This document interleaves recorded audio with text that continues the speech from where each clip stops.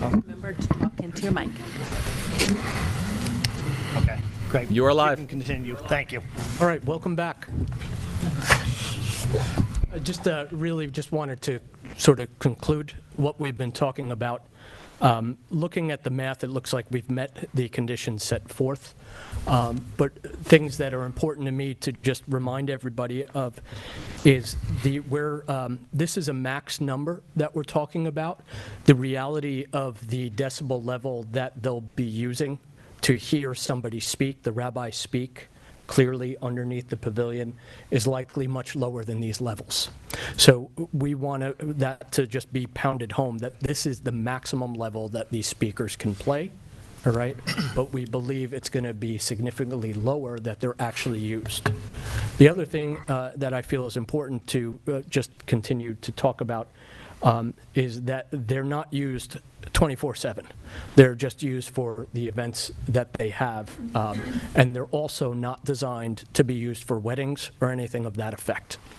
So that's really it in a nutshell that we have. It should be a simple audio system used to listen to speech.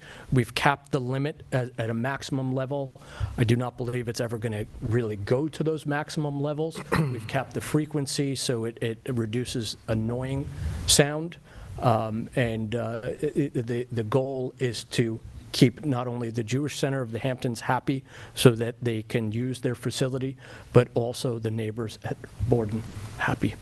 Thank you. Right. Thank you.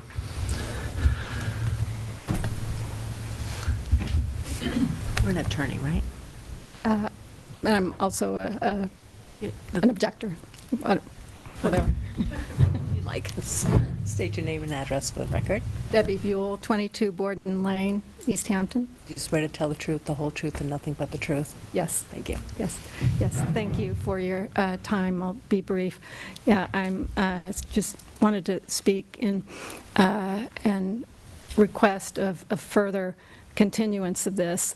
There's a lot of information that has come in the last 24 hours, and we've heard some today.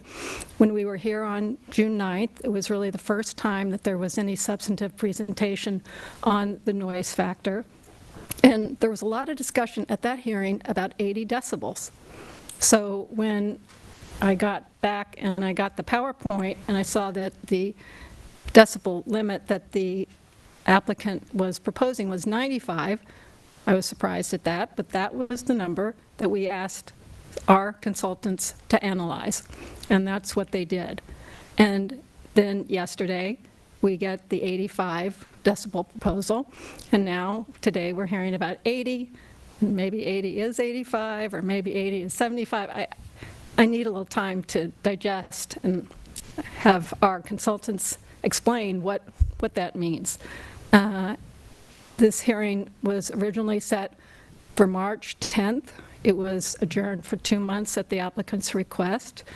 On May 11th, the day before the next scheduled hearing, it was adjourned again at the applicant's request to June 9th.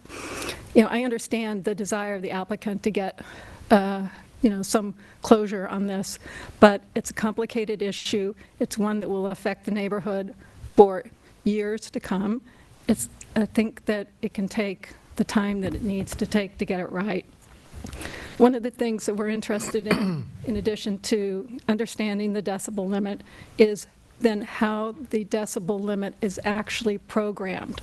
So it's one thing to know what the level should be, and then how will it be programmed. And I understand that it's supposed to be set in a way that, users 5 years from now, 10 years from now, wouldn't be able to change it. But that is a point where I think some additional clarification is needed. And then we still have this open issue about how the special events would be handled. Clearly, those are, the Jewish Center would be in a very different place than if I applied for a special event permit or my neighbors, because we do not have a 3,000 square foot open pavilion which can accommodate up to 250 or 300 people. So I think it just deserves more deliberation, more conversation. We'll try to get to an agreement that hopefully would be satisfactory to the board, or we'll present what we think are the reasonable options for your deliberation. Thank you. Thank you. Is there anyone else from the public that would like to speak? No? Okay. I believe then we should keep this open. Yeah, I think Till we next- should, I suggest we keep it open, and it seems that the applicant and the neighbors are making some progress. It seems that there's still some difference between the 80 decibels and, talking about 80 decibels as a max versus 80 decibels at a max level 12 feet out. And I would suggest that the applicant think about, because they are much different than a neighbor who, it would be unlikely a neighbor would have 5 special events over the course of the summer, where you have a large congregation that multiple people could be requesting to have special events, some sort of a limiting number of special events from Memorial Day to Labor Day, which is, maybe we could think about that and speak to your applicant about that. Great. Anybody else have anything?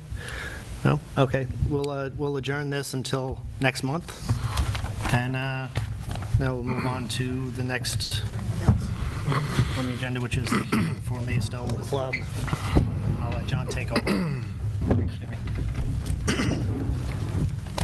So the first hearing of the day is the Maidstone Club Incorporated. I'll read the notice. Yes, please. I got my glasses. Application of Maidstone Club, Inc., Suffolk County Tax Map Number 301-9522 for a special permit in accordance with Chapter 278 zoning. A special permit is requested pursuant to Section 278-7D1B to make structural alterations to the existing building, construct 5,531 square foot building additions, and to construct 2,424 square feet of terraces. The property is 39.163 acres in size, is located in Residence District R160, contains a special permit use identified as the Maidstone Club, and requires approval of the Design Review Board. The property fronts on the Atlantic Ocean and is classified as an unlisted action in accordance with SECRA. Mr. Whalen? Thank you. I don't know if it's still morning, probably not, so I guess good afternoon, whatever time it is.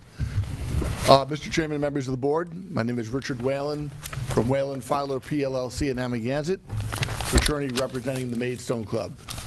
I will note that the president of the Maidstone Club, Linda Brandy, is here today, as well as Ken Koch, who's the general manager of the club, and Tony Panza from Rogers McKeag, who are the architects of the proposed alterations to the clubhouse building. So this is an application for a special permit pursuant to Village Code Section 278-7D. The need for the special permit arises because the Maidstone Club is considered to be a membership club devoted to outdoor sports in a residential zone. There's an R160 residential zoning district, and uses of that nature require a special permit from you in the event of the construction, extension, conversion, or alteration of a building or structure. So we're dealing with the main clubhouse building. The clubhouse building dates to, it was built in 1923, 1924. So we're actually just shy of the 100th year anniversary. Some of you may know the history of the Maidstone Club. There were 2 original clubhouses that were located on Maidstone Lane off James Lane. So originally the Maidstone Club had its clubhouse in kind of the center of the village, and it was a big deal when they decided to made the decision after a fire burned the second clubhouse to move to the ocean, to the site where it's located right now. So the building that exists today was built by, as I said, 1923-24. Roger Bullard was the architect at the time, and it has largely remained unchanged since that time. There was a fire in 1974 that burned the western part of the building. That was then redesigned somewhat after that. Alfred Schaefer was the architect who did the post-1974 reconstruction design. One of the goals with Rogers McKeag in this proposal is to make some alterations that will make the building be more compatible with how it was pre-1974. So there are a series of interior and exterior changes to the building. The interior changes don't really concern you, except insofar as they have an external impact on the structure. I'm going to note preliminarily that the project that's before you will not change the club membership at all. There's no increase in the membership of the Maidstone Club, nor will there be an increase in staff, the number of employees as a result of the project. Very briefly, I'll describe what the changes are and how they affect the outside of the building. The club right now, the main kitchen is on the first floor. So the structure is a 3-story building. There'll be no changes at the 3rd-story level. All of the changes I'm referring to are either on the 1st or the 2nd floor. Right now, the main kitchen is on the 1st floor of the club. More than 90% of the food that is and beverages that are served or consumed on the 2nd floor. So staff has to run, and has for almost 100 years, I guess, run up and down the stairs to the dining areas on the 2nd floor. So the club obviously would like to make that more efficient. So the main kitchen will be moved to the 2nd floor. There are 2 employee bedrooms on the 2nd floor that will be taken over, and there'll be a small addition on that level, which really will be basically invisible unless you're right up to the south side of the club building.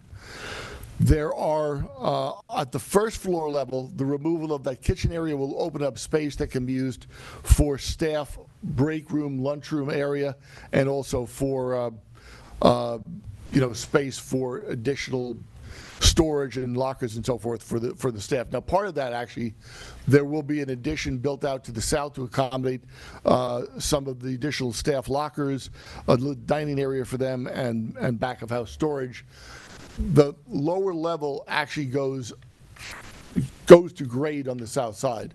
So the extension southward is really essentially underground, although it's at the 1st floor level.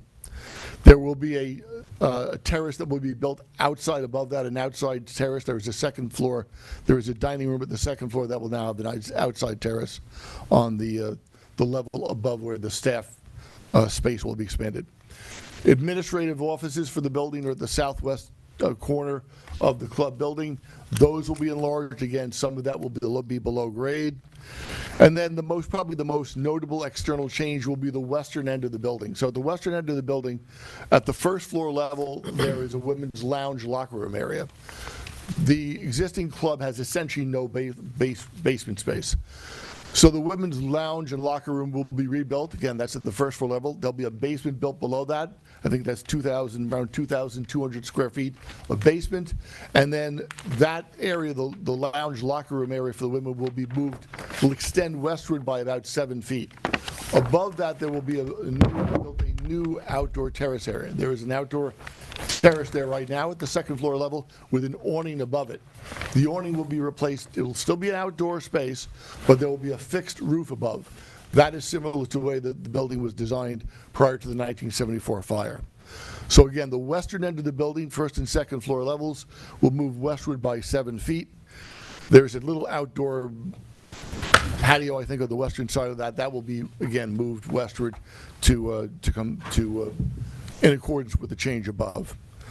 And finally, there will be the front of the entrance to the building, to the Maidstone Club, is on the north side of the building. That entrance will be moved slightly. It will come back into the location that it originally was prior to 1974. And there'll be some changes in the window treatments and so forth that are on the north side of the building.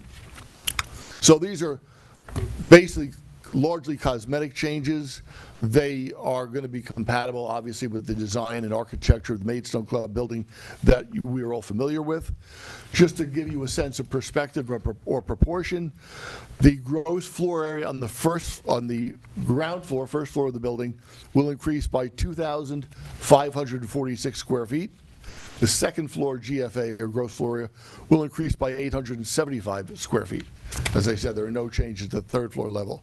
And to put that into perspective, the existing gross floor area of the entire building right now is 31,920 square feet. That consists of 16,970 on the first floor, 12,670 square feet on the second floor, and 2,280 square feet on the third floor.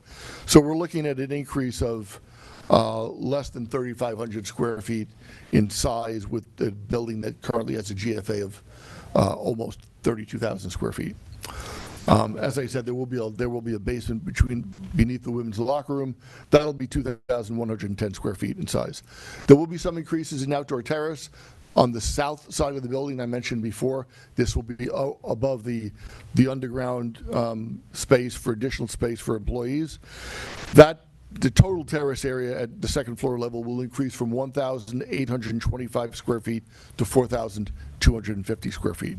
So that's a terrace increase of 2,425 square feet.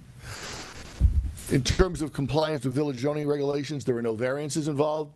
Coverage on the entire property on the site that we're talking about, the Maidstone Club main parcel, will increase by 0.149%, or about 15/100ths of 1%. Even with the additions, coverage will be at 16.4%. Village code permits coverage of up to 20% on the property. The applicable side yard setbacks, the nearest yard setback really would be the western side yard. The side yard requirement is 55 feet. With the additions and the westward extension of the building, we will now come to about 230 feet from the western property line. Again, the zoning requirement is 55 feet. And Mr. Well, for the record, there's 2 letters from the owners of the western property in support of this application. And I was going to mention, I do believe you do have some letters of support from immediately affected neighbors. We do. And those are in your file. So very quickly, the special permit standards, they're fairly general.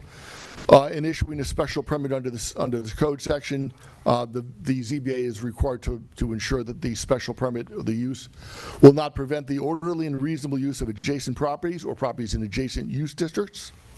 That the project will not prevent the orderly and reasonable use of permitted or legally established uses in the district where the property is located. And finally, that the project won't adversely affect the safety, health, welfare, comfort, convenience, or order of the village, and that the proposal will be in harmony with the general purposes of the village code and the village comprehensive plan. So I would suggest that the project in all respects will comply with those special permit standards. As I said, there will be no increase in either the club membership or the number of employees. So when the work is done, there'll be no overall increase in vehicle traffic associated with the club. It should remain as it is today. And in terms of zoning compliance, I mentioned we're well within our compliance in terms of yard setbacks and coverage. The Maidstone Club has used this particular site as its clubhouse now for about 100 years. There'll be no basic change in how that operates. And I think with all that borne in mind, I think we meet the special permit standards, and we would hope for your approval. And thank you. And you're also upgrading the septic system. Yes, there'll be an upgrade. That is correct. There will be, in conjunction with the change, we'll be upgrading the septic system to new, obviously, IA system, and there will also be, the club is also going to be installing a geothermal system to help make some of the heating, cooling more efficient. And is that all of the septic systems? I mean, 'cause I know you have so. quite a few.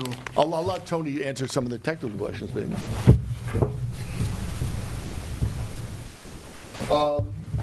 Well, we have been before the DRB. What's the answer to the question, though, in terms of the septic? Are we, this is complete, as far as I know, it's all the septic capacity for the clubhouse itself. We swear you in. Raise your right hand and state your name and address for the record. Tony Panza, architect for the club, 29 Turtle Pond Road, Southampton, New York. You swear to tell the truth, the whole truth, and nothing but the truth. Thank you. There are 2 septics that serve the main clubhouse, one to the north, one to the south. The one to the south is generally for kitchen waste. That one will be upgraded. The one to the north also will be upgraded with an IA system. Fabulous. Great, man. Thank you. Any other board members? Okay. No? Make a, The upgrading of the septic systems, in addition to the improvements of the privacy, great asset to the environment. so I make a motion to close the hearing? Second? Second. All in favor? Aye. Thank you very much. Thank you. Moving on to our next hearing. Pam? Application of Hunting Hospitality LLC, Suffolk County Tax Map Number 301381 for variances in accordance with Chapter 278 zoning to construct additions and legalize alterations to a pre-existing non-conforming use, construct a swimming pool, construct porches, and other accessory improvements. Variances from Sections 278-1B1A and 278-1B2C are required for the extension and enlargement and to make alterations to a non-conforming use where the extension or expansion of a non-conforming use is prohibited, including the construction of a swimming pool and patio, covered porch, ADA access ramp, a three-story addition, and to legalize interior alterations. A 24,179 square foot variance is requested from Section 278-389 to permit 41,854 square feet of coverage where 17,675 square feet is the maximum permitted. Its existing coverage is 41,112 square feet. A 4,844 square foot variance is requested from Section 278-3813 to construct 554 square feet of additions totaling 14,844 square feet of gross floor area, where the maximum permitted gross floor area is 10,000 square feet. Variances are requested from Sections 278-3B to A and B to construct an addition with a roof classified as a flat roof where it appears more than 15% of the roof structure qualifies as a flat roof. A variance is required from Sections 278-2B1 and 278-3B3 to expand the third story of a building where buildings are limited to a maximum of 2 stories. A 9.6-foot variance is required from Section 278-3E11 to locate a shed 40.4 feet from a rear yard lot line where the required transitional setback is 50 feet. The property is 88,376 square feet in size and is located at 94 Main Street. The property is located in residence districts R80 and R40 and the Main Street Historic District, and is a contributing property to the East Hampton Historic District. This project requires approval of the Design Review Board and is classified as an unlisted action in accordance with SECRA. Good morning, or good afternoon. Good afternoon. Prior to testimony, can I just ask counsel just to review the criteria for the evaluation of this application? Because it's different from the standard variance residential, right? Are they requesting a use variance? Is that what you'd like me to? Right, yeah, just to the... So a use variance has a completely different standard than the area variance. Use variance is a very high standard. You have to show an unnecessary hardship. The showing that's required is that the applicant cannot realize a return, and it has to be substantiated by financial evidence. So, and that return has to be measured as against every permissible use in the district. Also, the alleged hardship has to be a unique one to this property. That means that other properties, a substantial number of other properties in the same district and neighborhood are not affected by the same circumstances. If the variance is granted, there's got to be a showing that that variance will not alter the essential nature of the district or the neighborhood. And finally, there's got to be a showing that the alleged hardship is not self-created. That is one of the dispositive factors. Thank you. Good morning, afternoon again, sorry. But also to be clear, we are not applying for a use variance, nor are we required to pursuant to this application. This is an area variance application. All right. Good afternoon, everyone. My name is Martha Reichert, Toomey Latham Shea, Kelly Dubin Quartararo, 33 West 2nd Street, Riverhead, New York, for the applicant Hunting Hospitality LLC. Although this is our first hearing under this current hearing notice, this application has been before the board previously. And over the course of that time, we have listened to the board's comments, we have listened to the neighbors' comments, and redesigned this project to the point where we have reduced our overall coverage variance by 50%. So just to address sort of some of the things, on its face, the coverage variance appears to be very substantial because of our existing parking lot. But in reality, the change to coverage is, let me just see, 764 square feet, which is actually a change of 1%. And so, same with our GFA coverage. This building, which is historic, is characterized, as many of the buildings on Hunting Lane and in the Main Street Historic Districts, as having exceeding the maximum stories and also being above current modern GFA.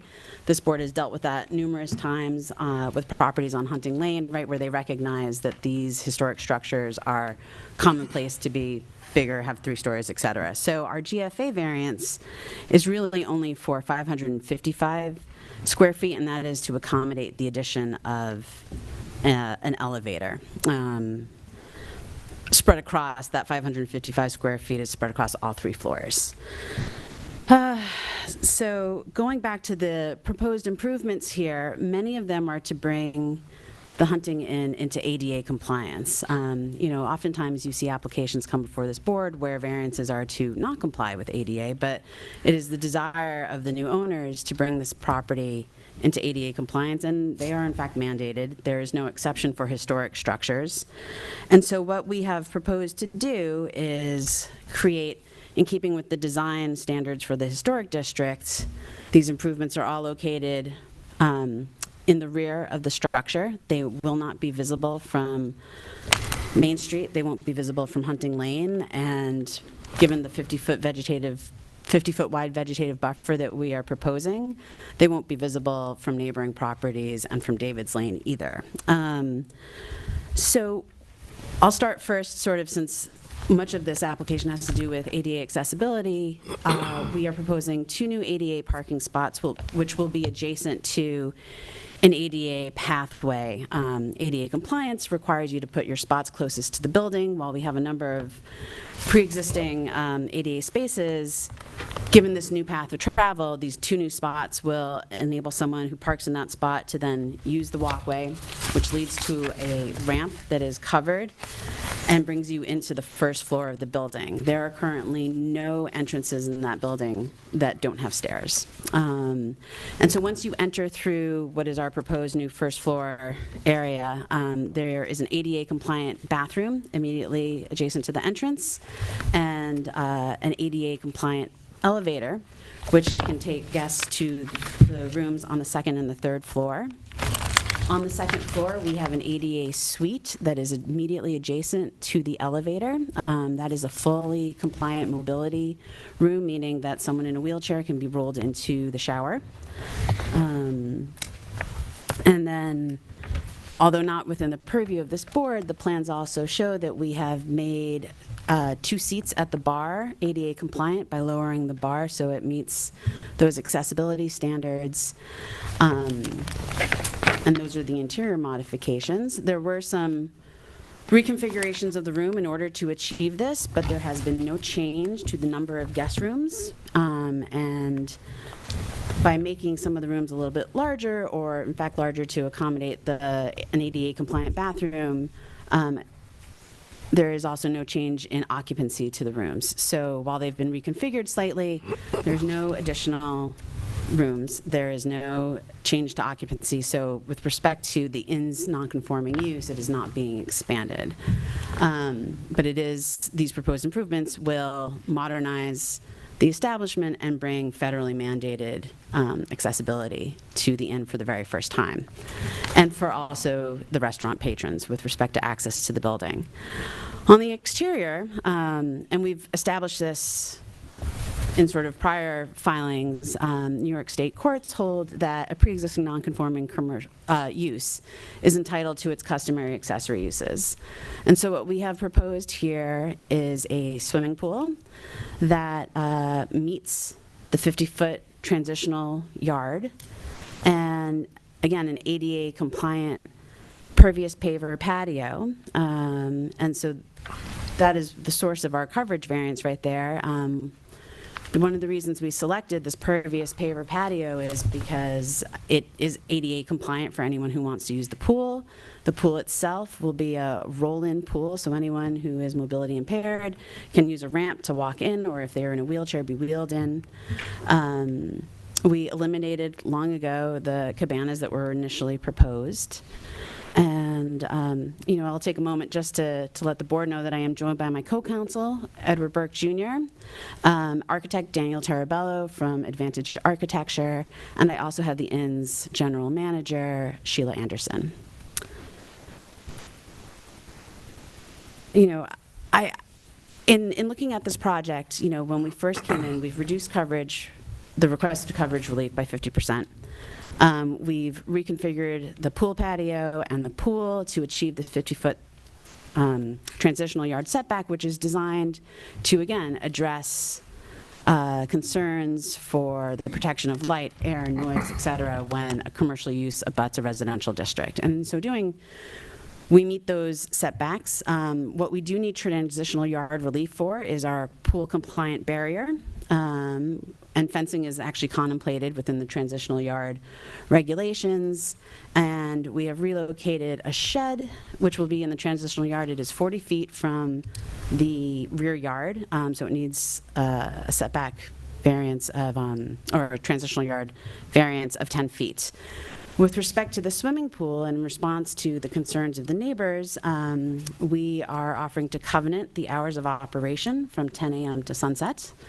There will be no amplified music. Outdoor illumination will be limited to that which is required under the village code or any other regulatory code for the minimum amounts of safety. It's all dark sky compliant, and we are also proposing a retractable pool cover so that at night, when the pool is no longer available for guests, it also will not produce any outdoor illumination that could potentially bother the neighbors. The pool will also be buffered by a 50-foot wide vegetative buffer. The code only requires 20 feet, but we felt that we wanted to protect the interests of the neighbors. And finally, we are actually reducing nonconformity on the property. There is a brick terrace previously discussed by Mr. Morgan at one of the past hearings about how, there was noise coming from that brick terrace. That brick terrace is being eliminated, so there won't be an area for hotel guests to congregate adjacent to Mr. Morgan's pre-existing non-conforming garage with an apartment, which is 1 foot from the property line. Does the board have any questions for myself or for the architect? I have a question. So just to be clear, you can make the property ADA compliant without adding the pool, correct? Yes, we could absolutely make the property ADA compliant, but in establishing sort of that need to create or the desire to have an accessory structure that we would be entitled to as a pre-existing non-conforming use. We would like to be able to offer that amenity, but we also feel that it comes part and parcel with providing ADA amenities to our clients. As I discussed in my addendum, we love the ocean, right? Everyone loves the ocean, but once you have a mobility impairment, getting to the beach, and especially getting to the ocean water, is not necessarily always feasible. And so even the village's beaches, in their attempts to create ADA access, the Moby mat only goes halfway down the beach. It's only one beach. Only one beach has a beach wheelchair, and how do you actually get to the water? So if you had a knee replacement or a hip replacement, you want to do some aqua aerobics, the ocean beach isn't necessarily the safest place to do it. Not everyone loves the ocean, but most people do, right? So this is a pool that will not have year-round use, even though the inn is a year-round establishment. And again, there's an interesting thing here where there is always the possibility of a pre-existing non-conforming commercial use to then be converted to a residence. We have the example on Hunting Lane of the former nursing home, right? I think that's 29 Hunting Lane, which was reconverted back to a residence. This board had to grant variances to reinstate the residential use on the 3rd floor of that building because the nursing home had abandoned it. And so in looking at in the future, right, should this property ever become a conforming residential use within its district, none of these variances would be needed. And in fact, the swimming pool would have a required setback of only 40 feet as opposed to the 50 feet, and no requirement for this vegetative buffer. In looking at some of the prior variances that have been granted by this board in the neighborhood.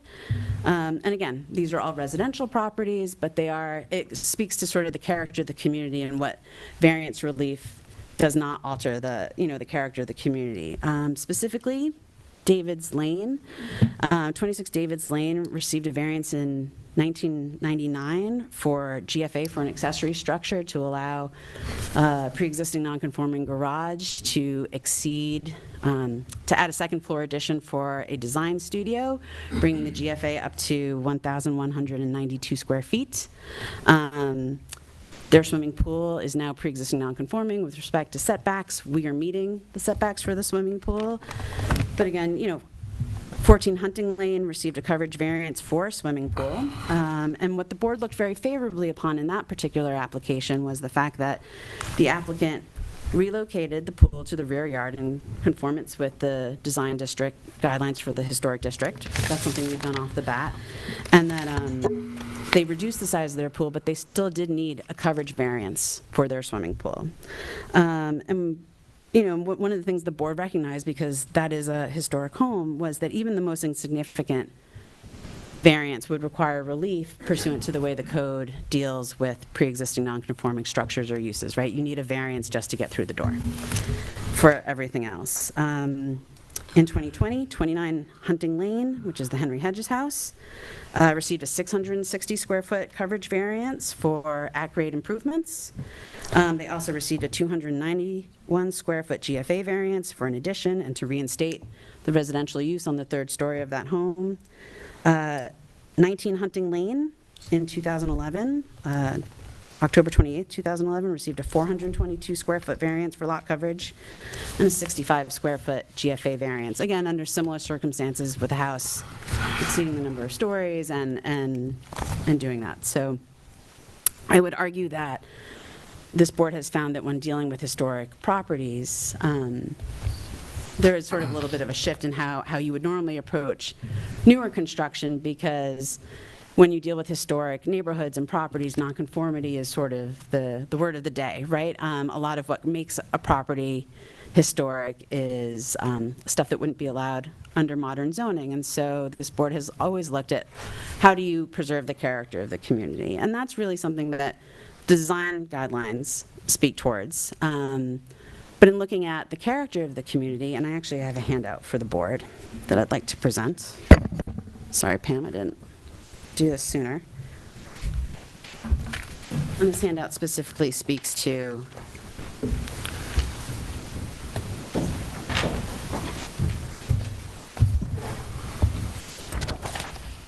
just pools in general. Pools are a common residential accessory structure.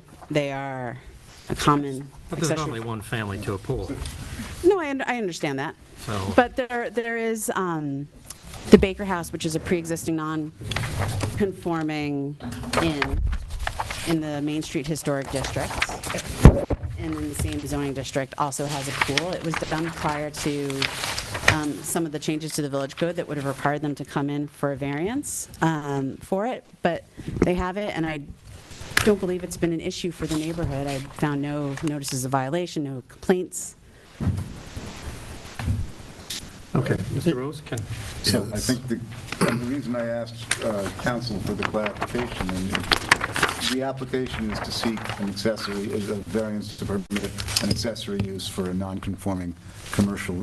An accessory structure. An accessory structure in for a non-conforming use. So it's and the issue, and so the argument that you've presented, and I disagree with, is that a swimming pool for the use of the guests is a reasonable accessory, anticipated accessory amenity for a hotel, an inn, non-conforming. The question, though, is, and I think my guess is we're going to hear concerns expressed by the neighbors as well, is about the nature of the use. And there's no question, this is a much improved application from that which we saw a while ago with the cabanas and the whole, and as an entertainment. Is this anticipated, and I just want you to speak to the issue, is this anticipated as an amenity for the hotel guests, or is this an entertaining space for No, this is an amenity for hotel guests only.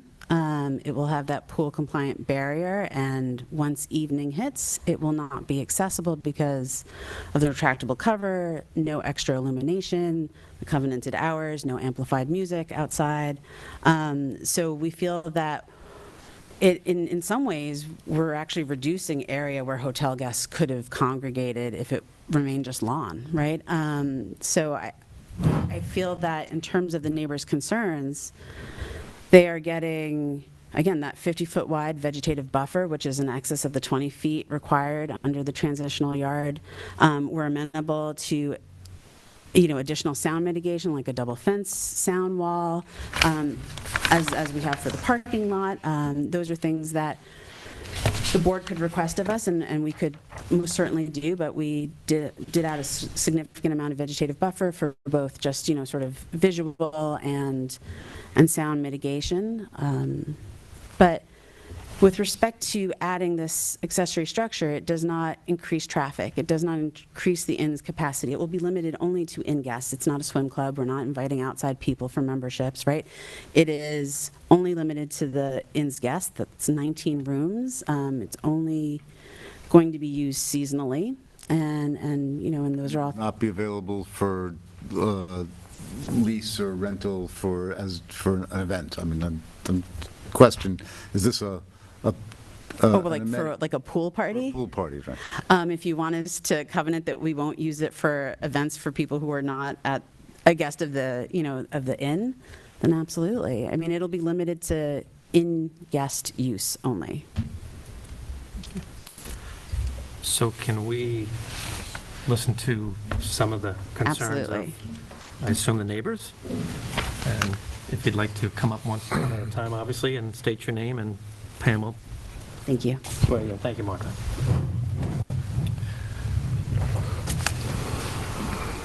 Raise your right hand and state your name and address for the record.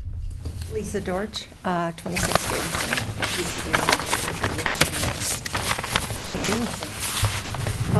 Before I get started, I wanted to just submit a letter for a neighbor who is also a resident of a historical property who is opposed to the variance. Good afternoon. Members of the board, and thank you for allowing me to speak once again on this matter. I'm Lisa Dorch, and my family resides on Davids Lane. I am here to express my opposition to the Landry's variance application to add a swimming pool with surrounding patios, as well as elements of the variance that relate to their ADA compliance. Before I begin, I'd like to, for the record, identify all those in attendance today who oppose the variance in some way, shape, or form. Can everybody raise their hands that's in opposition? So 1, 2, 3, 4, 5, 6, 7, 8, 9, 10 residents, for the record, here that oppose the variance. I want to reiterate that the variance is not in keeping with the site's historic nature and does not support the Village Comprehensive Plan, as it promises to protect the residential neighborhoods from the sights, sounds, and smells of nearby commercial use. After review, I do see that the Landry's new plan has been modified to reduce certain aspects of their variance. However, I am unclear as to why this variance is still under consideration. The standards that must be addressed for your consideration of a use and/or area variance as they relate to pre-existing non-conforming properties have not been addressed. I'd like to review those the five standards right now as they relate to an area variance, as they relate to this particular variance. Standard number 1. Will an undesirable change be produced in the character of the neighborhood, or will a detriment to nearby properties be produced due to the granting of the variance? It is clear that the historical character of the property and its surrounding open space will be compromised, and that the sounds and light produced by swimming pool use will be detrimental to surrounding residential properties. Standard number 2. Can the benefit sought by the applicant be achieved by some other method? The Landry application assumes that the only way the applicant can generate more or higher revenue is to add a swimming pool. I think we all know that that is not the case. Elevating design elements of the property to the level of their competitors will enable them to obtain higher nightly rates similar to other in-demand Hamptons hospitality venues. Is the requested variance substantial? Yes, It is. Let's look at the numbers. In terms of lot coverage, the permitted coverage for the property is 17,675 square feet. The existing coverage is 41,112 square feet, already 2 times greater than what is permitted. Yet, they're proposing to add more. In terms of primary structure size permitted, the permitted structure is 9,838 square feet, not 10,000 feet as their attorney states in the application. The existing structure is already 14,476 square feet, which is 1.5 times greater than what is permitted. Yet they are proposing a structure size still even greater. I would also add that the addition and placement of a shed closer to the residence on David's Lane and Hunting Lane is detrimental, as it further exposes us to additional noise from their operation in using the shed. Finally, the addition of a swimming pool, which is an amenity, not a right, and all that comes with it is indeed substantial. It is worth noting that this board has previously turned down pool applications when not appropriate to the site. Standard number 4, will the proposed variance have an adverse effect or impact on the physical or environmental conditions in the neighborhood or district? The slippery slope here is preserving our historical district, not just in this instance, but in years to come. I'm certain that many residents in the historical district, some here today, have requested alterations to their properties and been denied them to protect the district, as is rightfully so. Allowing this variance is unfair to those denied and will set a precedent for all those requests that are yet to come. Standard number 5. Is the alleged difficulty self-created? I think so. Again, we come back to the fact that the Landry Group knew exactly what they were purchasing: a pre-existing, non-conforming property in a restricted historic district. Secondly, the Landry Group has the choice to renovate the inn itself, and in so doing command higher prices. Now, I'm going to take a little more time and go over the use variances and the considerations that have to be applied when granting one, as it relates to the swimming pool. How do restrictions imposed by our village's zoning regulation or restrictions cause the Landry Group unnecessary hardship? After reviewing the file, I don't see any paperwork from the Landry Group regarding financial hardship. Has the applicant presented any such paperwork that indicates that the inn is experiencing hardship? Regardless, if it was, how do we know that a pool would even alter this reality? Why has significant board and community time been given to this variance absent this critical information? Standard number 2, the applicant cannot realize a reasonable return, and the lack of return is substantial, as evidenced by competent financial evidence. Again, where is the evidence? Surely the Landry Group reviewed the property's financial paperwork prior to purchase and were satisfied, or they would never have purchased the property. Standard number 3, the alleged hardship is unique. The alleged hardship is not unique. In granting this variance, the board would set a dangerous precedent for other properties in the historic district to insist on a pool. Standard number 4, the alleged hardship will not alter the essential character of the neighborhood. Altering this commercial property affects the character of the surrounding residential properties and compromises a prominent property that helped qualify our historical district for a place on the National Register.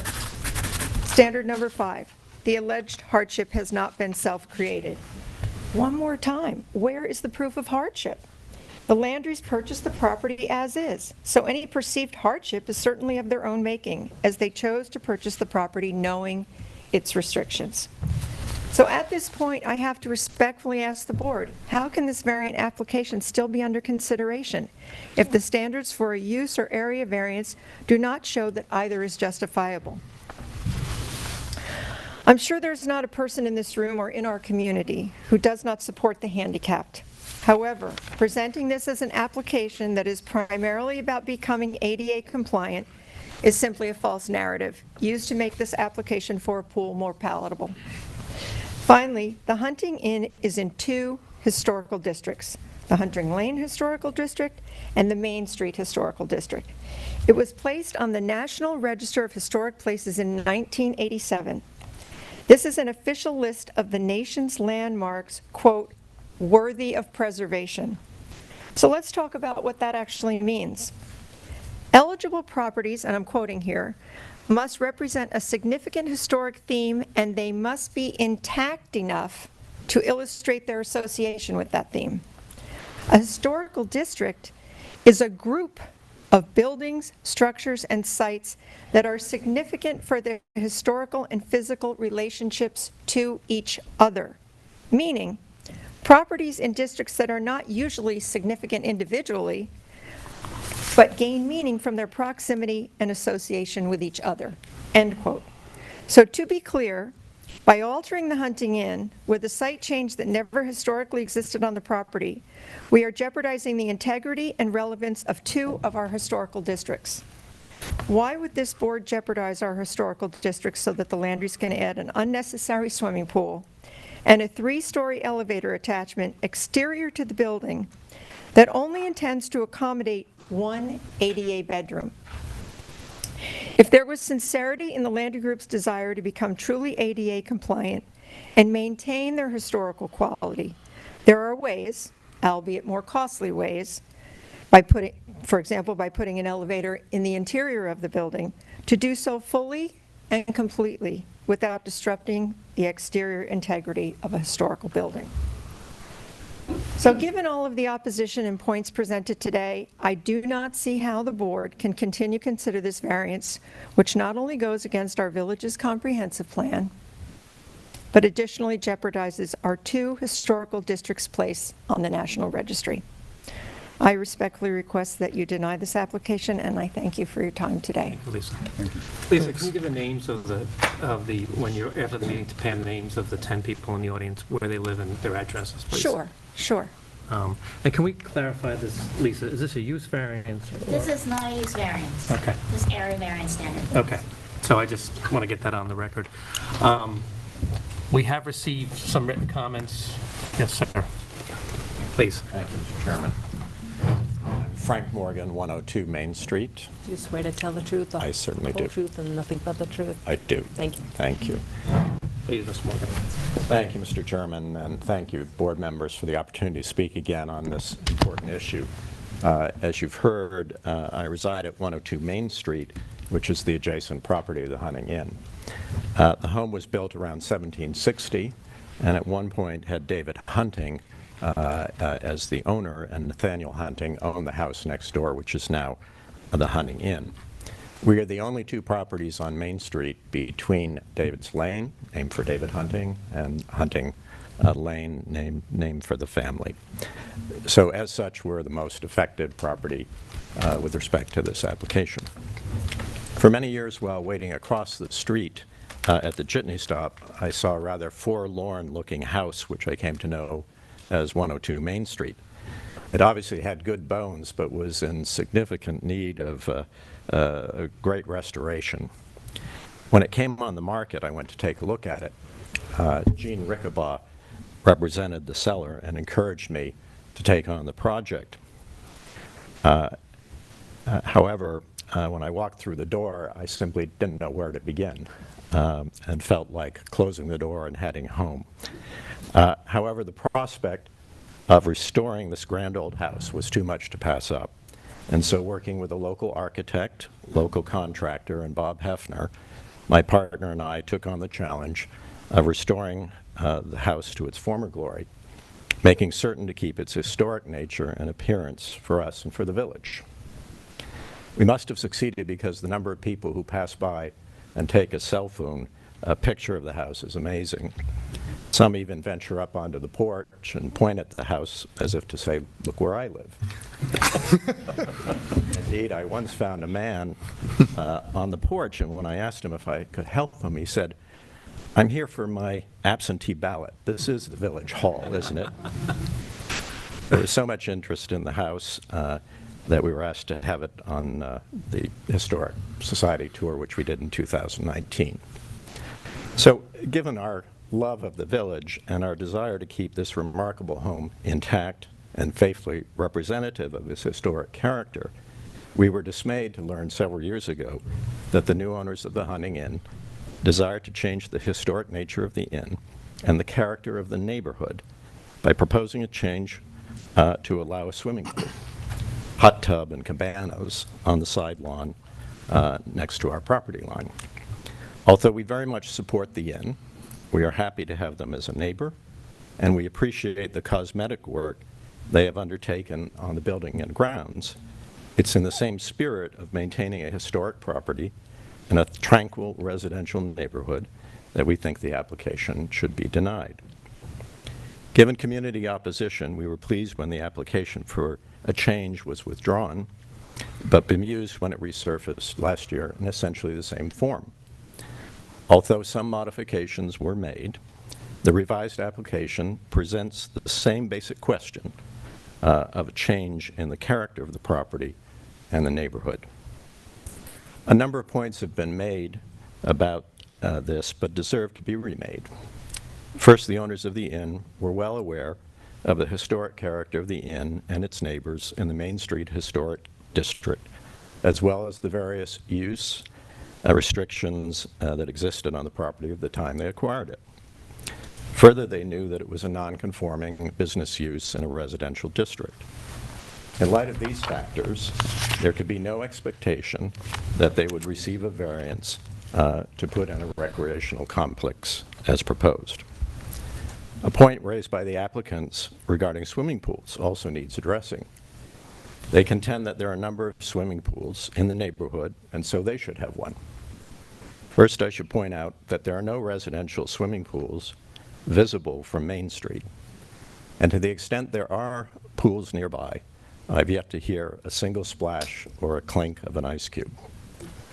Although at our prior 2 homes in East Hampton, we had a swimming pool, we decided against one at the current house. The 18th century house did not have a swimming pool, or a swimming hole for that matter, and in keeping with the historic nature of our home in Main Street, it was not appropriate for us to add one at our home, or for the inn to have one there either. As noted at the last meeting to address this application, a commercial pool for an inn of close to 20 rooms is a far different matter than a family swimming pool. The fact that the Baker House has a pool from decades ago should not in any way impact this application. Indeed, if the application is granted, I imagine the Maidstone Inn, Hedges Inn, Mill House Inn, and perhaps some B&Bs will ask for one, and the fresh precedent will be difficult to overcome. One further point, I find it disingenuous to put the swimming pool in an ADA wrapper. The prime purpose of this pool is not to allow physically challenged individuals to take a dip. In your deliberations, I hope the issue of the pool will be strictly separated from the requested ADA compliance changes. In addition to restoring our home, we have also restored the yard and created gardens to enjoy the peace and beauty of nature. Adding a pool to the inn, which adjoins our home and yard, would create a nuisance with excessive noise and impair our ability to enjoy our yard, front porch, and patio.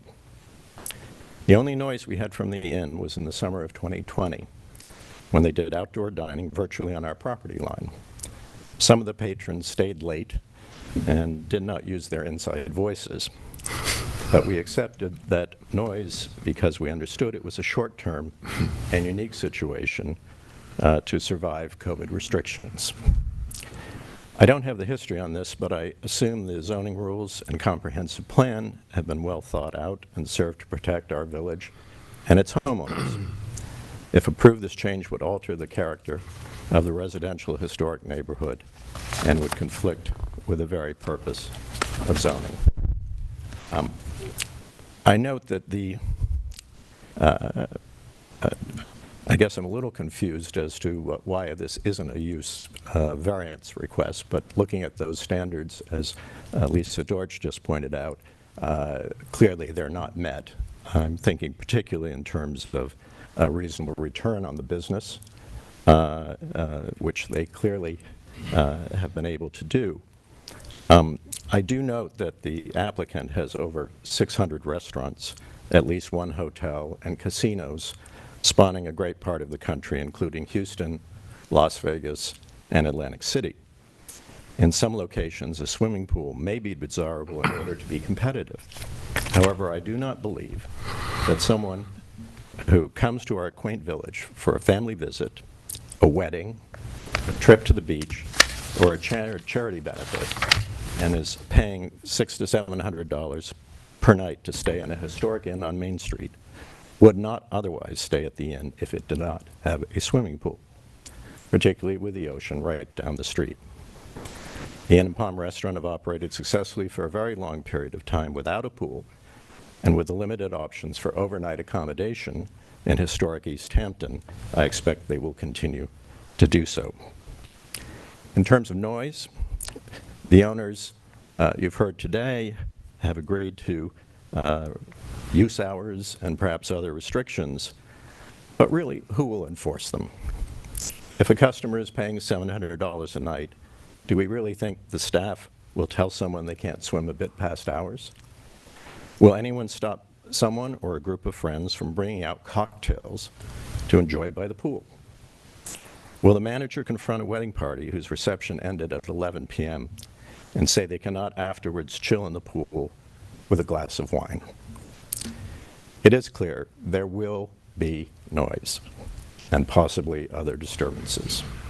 And based on our experience with outside dining at the inn in 2020, it's apparent that the noise and nuisance would not be well managed. Mayor Larson did tell me that the prior owners of our house, James and Ruth McCrae, who by all accounts were lovely people, were particularly peeved when cars parked at the end of their driveway waiting jitney arrivals. They routinely called the village police, which provided an irritant to the force. Number one on my speed dial now is the CVS for prescriptions, but it may well change to the village police should this go forward. To be clear, we're supporters of small businesses. We welcome changes and improvements that are consistent with the nature and character of our historic neighborhood in which we choose to live and support. However, the applicant I don't think has made a compelling case under the criteria either for the area or use variances. Even if a case could be made for a variance, however, I believe the balance between the inn and its neighbors is in favor of the neighbors.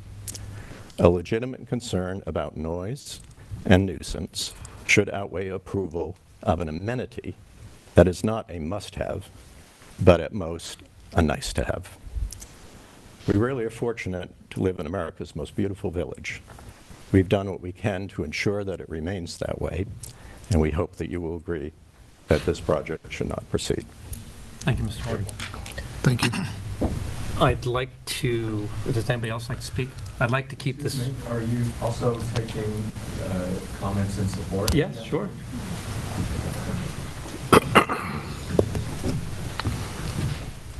My name is Joseph Bell, and I live at 95 Davids Lane. I have to be sworn in. Yes, do you swear to tell the truth, the whole truth, and nothing but the truth? I do. Thank you. Thank you. Bill? Yes, I thought that I would never be before the ZBA again. I was at 95 Davids Lane. We came before you, mostly your predecessors, 3 or 4 years ago to ask for a number of variances for our own property at 95 Davids Lane.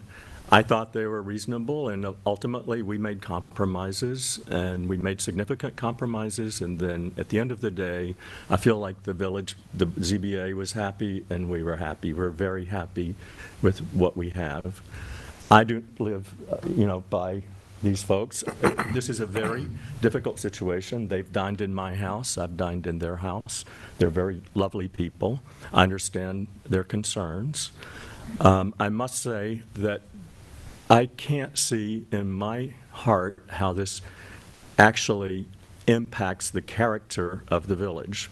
The village needs to have these historic inns, as the mayor supports. And I don't know what their books are. I have no way of knowing that. But I do trust, I'm a businessman, and I assume that they assume in their business interest it's advantageous for them to have a pool. This is, if I read this correctly, it looks like it's 27 feet or something like that. It's a very tiny pool. You're not going to be having large pool parties there. That seems like a very reasonable compromise to say, at sundown, we will close the pool. On the longest day of the year, you're talking 8:25 and sundown. And they're offering to cover the pool to keep people from violating that. Those seem like very reasonable accommodations.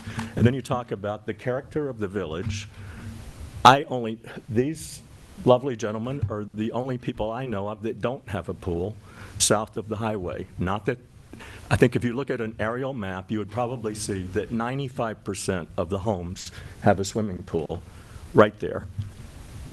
I've only stayed at the Hunting Inn once. That was many years ago before I was privileged enough to live here. And I've seen, but my husband and I are regular guests there. We know Sheila. We know lots of people that work there. Their jobs are important. Palm Restaurant has already been bankrupt once.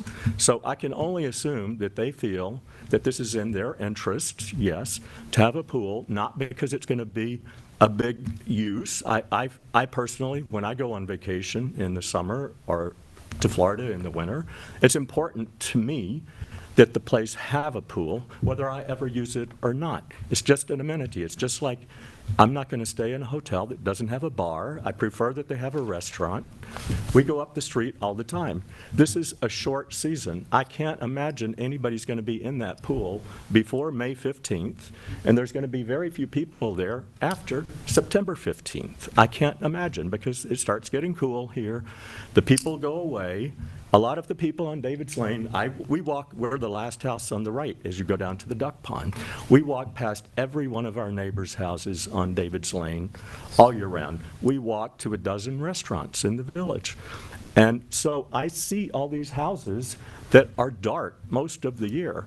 And I have to think that the Palm Restaurant and the Hunting Inn, like Macy's, depends on their Black Friday is from the day after Thanksgiving to New Year's. Their season is all make or break between Memorial Day and Labor Day. And I think to ask them, everybody else has a pool here. And you live on Main Street, you've got traffic 24/7 in East Hampton Village. It's not some kind of silent monastery that you're living in when you're living on Main Street. Yes, there's going to be noise. You've got police cars going by, you've got sirens, you've got the church bells right next door going off, you've got the train whistles going. I mean, there's a lot of noise. You've got trucks, you've got landscape vehicles going all day long. I do not believe that this pool is going to be some kind of magnet for pool parties, and that, the kids up the block from me, 6 little kids playing Marco Polo in the pool is going to make a lot more noise than the guests that stay at the Hunting Inn. So I believe it's a minimal impact on the community, and it pains me to have to get up and speak like this, because we know these people. But I don't think that it's being fair to the business interests of the Hunting Inn. I have no interest in them. The only reason I'm here, because I like going up to Palm Restaurant, and I will put guests up at Hunting Inn whenever I don't have enough room in my house. So I want to see Palm Restaurant continue to survive. I love their bar there, and I want their inn to thrive. So I have a different perspective.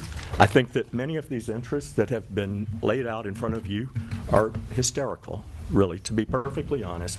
It's a very minor ask that these people are making. I've never met the owners. I don't even know who they are. Yes, you talk about Landry's and all that, but I think everybody also knows that these are, like every separate inn is separately incorporated, and if this inn doesn't make it, it's going to go under. It's not going to be all of Landry's that's going to go under. So I respectfully ask for your support of their position. Thank you, Mr. Bill. Thank you. I'd like to keep, we don't want to go back and. No, it's not back and Okay, forth. I just please. want to make one additional point. Thank you, Lisa. I just want to say there's a fair representation of people here today from the neighborhood, and I think that there's a very great difference for the reality of people who live very far away from the Hunting Inn and people who are adjacent to it and in fact border their property. And I think that those are the people we're trying to protect in this reality, and I just want to re-identify that. Thank you. So we did get some correspondence in the last couple of days. Pam has gone to the Village Hall, and I think we need to digest what some other individuals have sent. So I'd like to keep this hearing open until August 11th, ma'am? Well, August 12th? I think that's the date. So I'd like to keep this open. All right? 11. The 11th, it's the 11th, ma'am. Yes, it is. Okay. So we're going to move on to, I don't need to take, we just keep it open? We'll just Well, I just wanted clarification. Are we closing the record and keeping it open for comment, or no, we're we'll see keeping each it open. other in August? Yes, thank you. All right, thank you very much. Thank you. So we're going to move on to the next hearing of the day. application of 23 Eastern Lane LLC, Suffolk County Tax Map Number 301-9521.4 for an area variance from Chapter 278 zoning to construct a patio. A 14.6-foot variance is requested from Section 278-3A-5B to construct a patio 5.4 feet from a side yard lot line where the required setback is 20 feet. The subject property contains 66,473 square feet of area and is located at 23 East Dune Lane with frontage on the beach and the Atlantic Ocean in Residence District R160. This project is classified as a Type 2 action in accordance with SECRA. Mr. Osborne, you have an effect on the crowd, but... Yes, it's something you said. Something I said?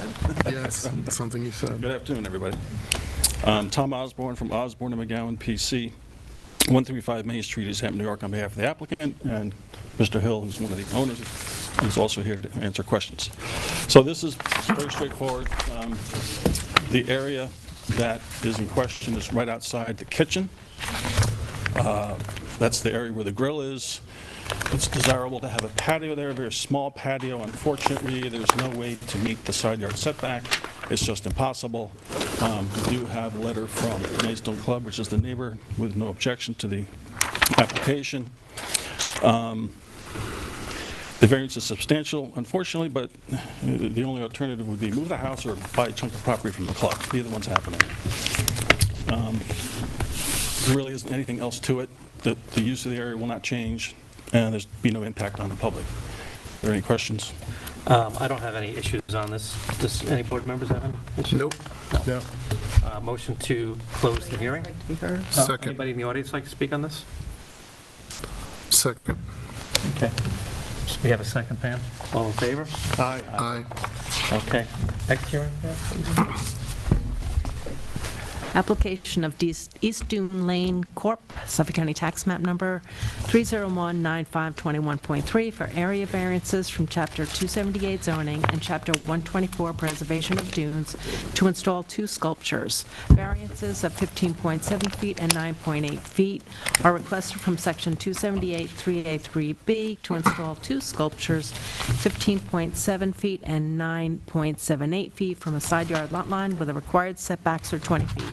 A 40.4-foot variance is requested from Sections 278-3A7 and 124-1A1 to install a sculpture 59.6 feet from the 15-foot contour where the required setback is 100 feet.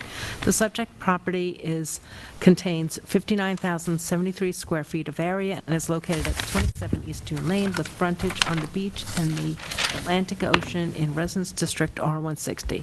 This project is classified as a Type 2 action in accordance with SECRA. Tom Osborne from Osborne and McGowan, PC, 135 Main Street, East Hampton, New York, on behalf of the applicant. So very briefly, we're concerned with the placement of two sculptures.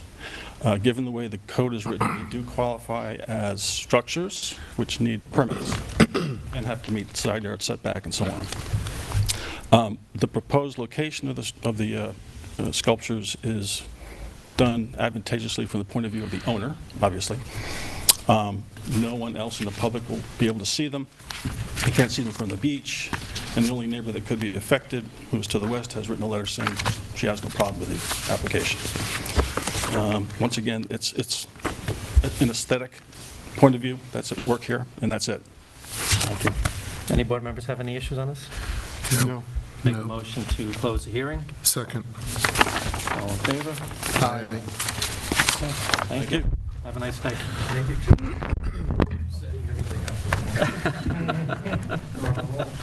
Good morning, good afternoon, Mr. Ackerman. I keep saying morning myself. West, Pam, please meet the hearing. Application of West End Partners II LLC, Suffolk County Tax Map Number 301-1556, for a permit and variance from Chapter 101 Coastal Erosion Hazard Areas to make alterations and renovations to an existing residence. A coastal erosion hazard area permit and variance is required in accordance with Section 1019 to make alterations, renovations, and to construct additions to an existing residence located seaward of the coastal erosion hazard area line. The subject property is 63,915 square feet in area and is located at 51 West End Road in Residence District R160.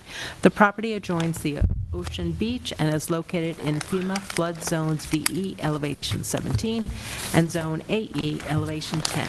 This project is classified as a type 2 action in accordance with SECRA. Hi, good morning, everyone. Thank you. 51 West End, the contiguous property, guest house, to 57, another historic property by the same architect who did the Maidstone Club. Very small bump outs being removed, a net actually reduction in GFA. I don't think anything substantive here needs to be beyond. I don't think so either. After the reconstruction of 57, applicant has done a wonderful job on both homes. They're going to do a wonderful job on 51, I assume. So any board members have any issues on these? No. Okay. 57. Okay, so motion to close 51 West End Road. Motion. Second. All in favor? Aye. Okay. Pam, will be 57 West End. Application of West End Partners LLC, Suffolk County Tax Map Number 301-1558, for a permit and variance from Chapter 101 Coastal Erosion Hazard Areas to construct an outdoor sauna. A coastal erosion hazard area permit and variance is required in accordance with Section 1019 to construct an outdoor sauna seaward of the coastal erosion hazard area line. The subject property is 100,386 square feet in area and is located at 57 West End Road in Residence District R160.